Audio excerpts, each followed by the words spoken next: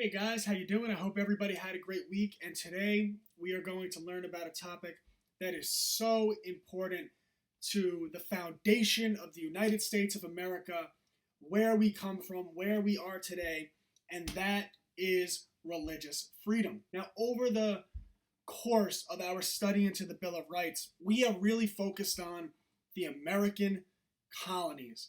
But today we're going to talk about the circumstances in England, where the American colonists or their parents or grandparents had left, right? Because Samuel Adams and John Hancock and George Washington and Thomas Jefferson, their parents had, and their grandparents had escaped England, went across an ocean to the American colonies.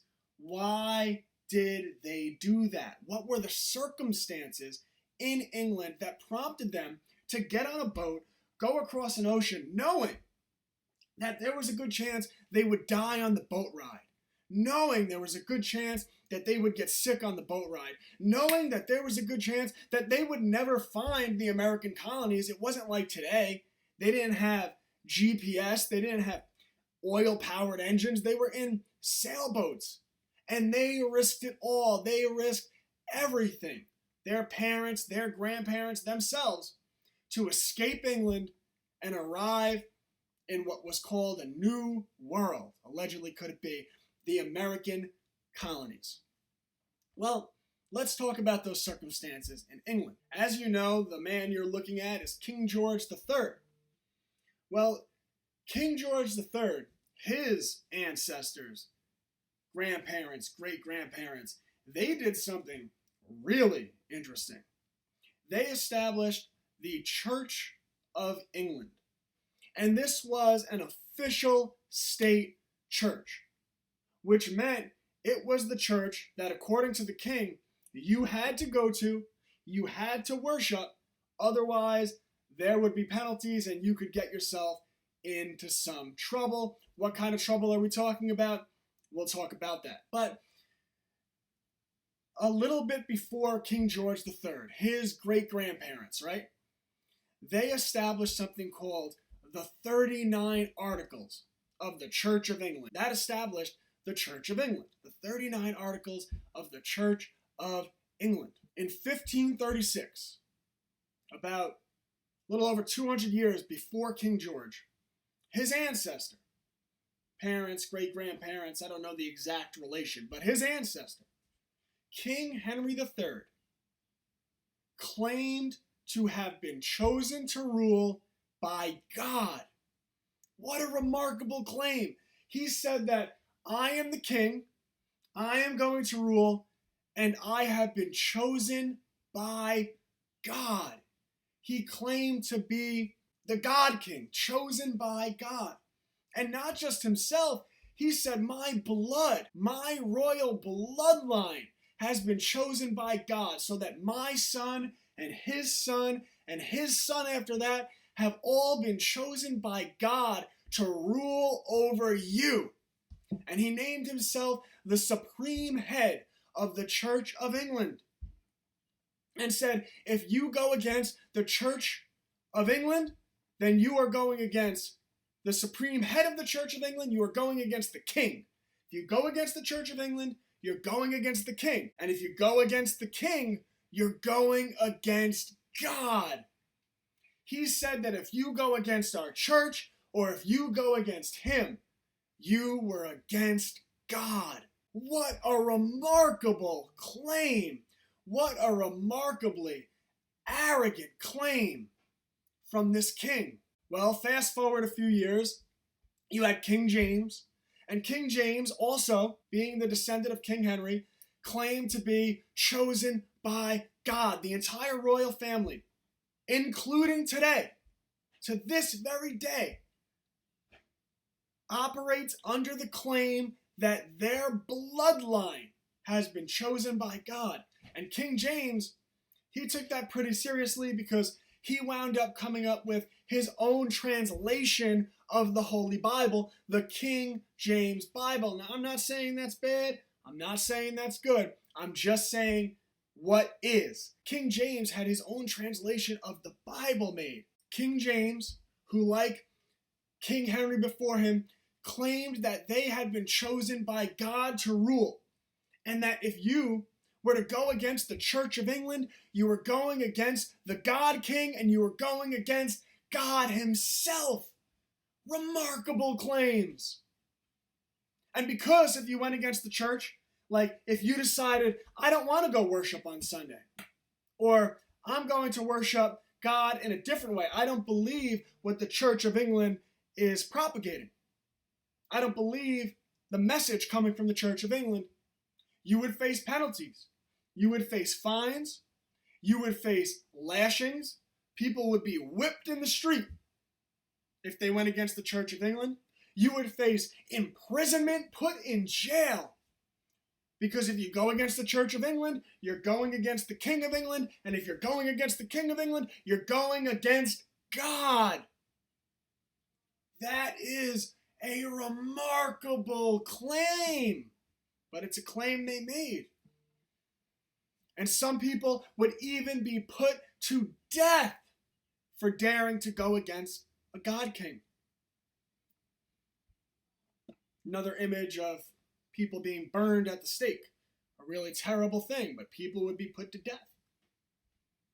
Well, one of the groups that faced persecution, and there were a lot of these groups, I'm not going to cover them all, but I'm covering this one because you're familiar with it. Even if you don't know you're familiar with it, in a minute you'll say, oh, you're right, I am familiar with it. Was the Pilgrims. The Pilgrims, they did not want to follow the Church of England. They did not want to follow the God King of England. And because of that, they were said by the King of England to be going against the word of God. Of course, that's quite a claim for this man to make. For this family to make. This family which still rules today. Isn't that fascinating? So the Pilgrims faced persecution, and they faced the same type of persecution that other religious groups faced, which were whippings and imprisonment and possibly even death. So they escaped England on a boat called the Mayflower, and they went on that dangerous journey in which it would take 3 months, and they risked dying just to escape religious persecution in England. The ancestors of Samuel Adams, John Hancock, John Adams, they left England to escape religious persecution from a God King. At least he claimed to be. But they would arrive in the Americas and they would sign an agreement, something called the Mayflower Compact, which was to establish a democracy in the United States of America. So when the Pilgrims arrived in the Americas, they decided if there was something up for debate, they would just have a vote amongst themselves and they would settle it that way. And that was called the Mayflower Compact. And it was really powerful because it established democracy in the American colonies. There was a democracy in the American colonies. They said, I know we come from a king, but why don't we handle things differently? Why don't we have a vote and we can settle our disagreements that way? The Mayflower Compact. Well, they had left England, and as you can see, the arrow is pointing to England, right? That big black arrow is pointing to England, and they had gone all the way across the ocean, right, from one side to the other, to that big yellow country. So they went from where the arrow's pointing all the way to the left to that big yellow country, to the United States of America. Of course, it wasn't the United States of America at the time, right? It was just unsettled land, right? But they went across an ocean to escape religious persecution, and they wound up landing, the Pilgrims did, and settling in Massachusetts. Massachusetts, right? That's where the American Revolution would kick off. Lexington and Concord, the shot heard around the world, everything we've covered, that was in Massachusetts. The Boston Tea Party, that was in Massachusetts. Samuel Adams, John Hancock, they were the descendants of these people that had escaped religious persecution from a God King in England. And here's the Pilgrims in America. But when they got to America, they had a problem. They arrived in the winter and they didn't have any food, and they faced starvation. Possibly, it was possible that they would starve to death. Where would they get their food?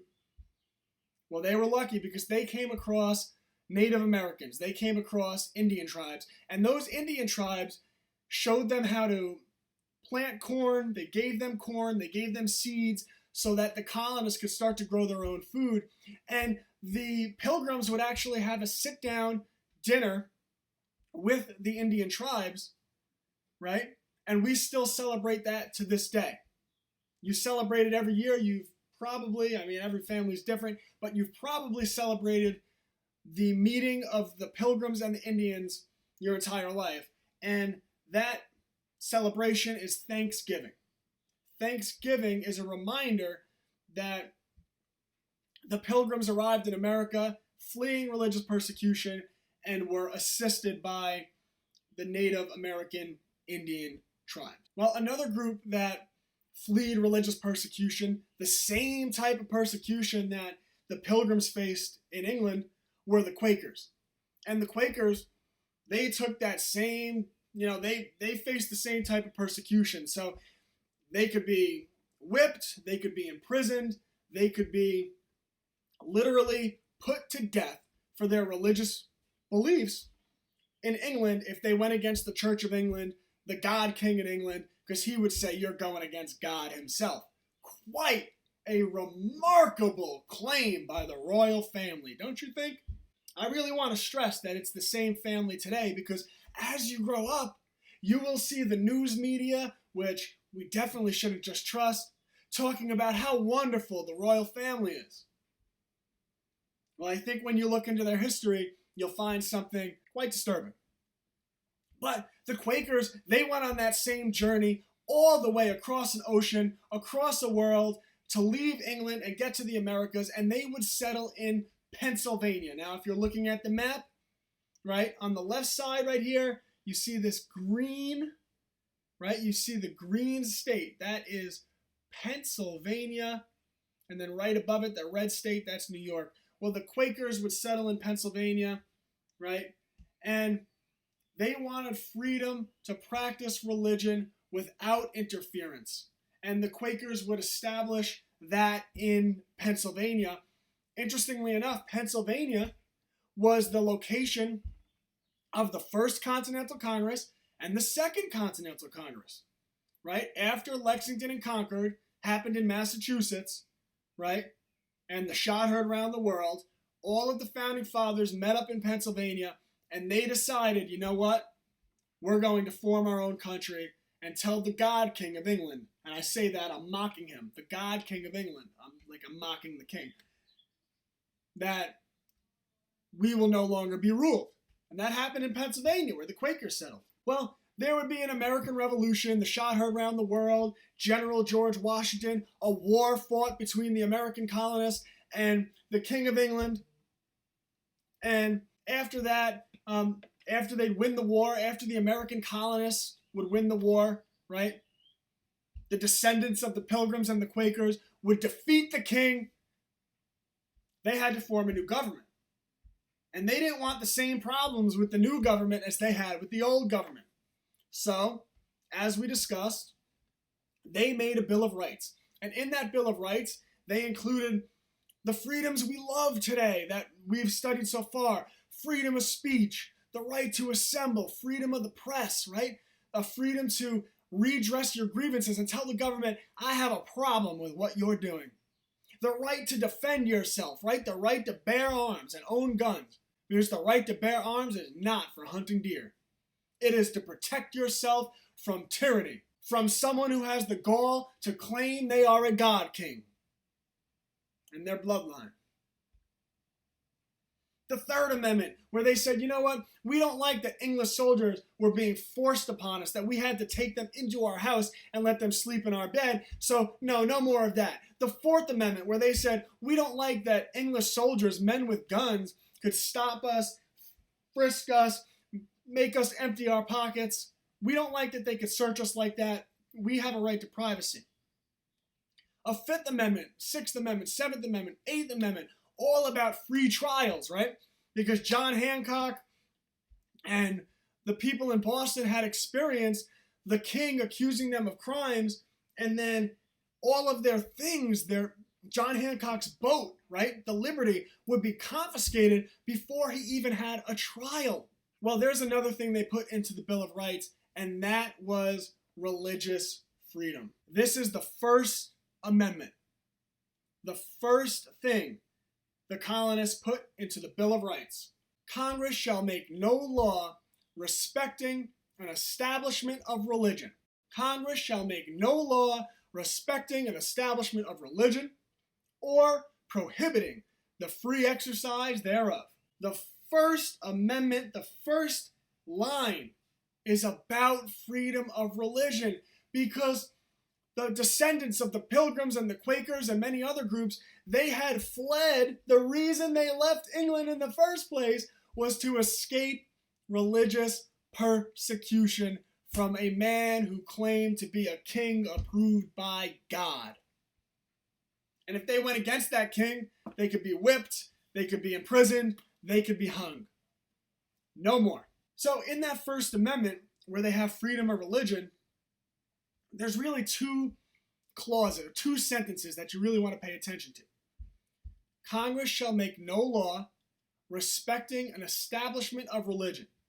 So what they were saying is that in the United States of America, there's no state religion. The president can't come along and say, from now on, I am the president approved by God, and if you go against me, you have gone against God, right? Because in England, the King of England said, listen, I get my doctrine from God, right? I'm approved by God, and if you go against me, that means you're going against God.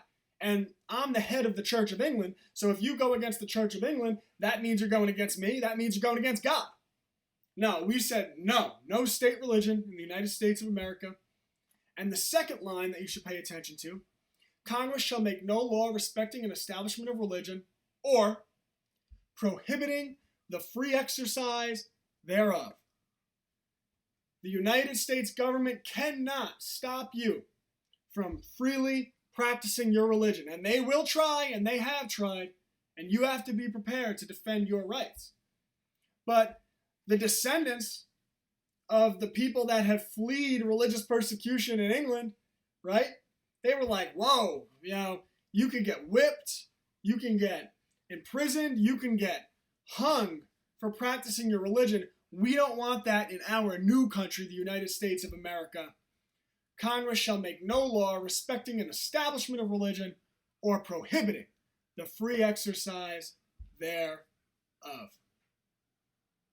Guys, we threw a lot at you this week. If you have any questions, talk it over with your parents. You could ask your parents, you could ask me.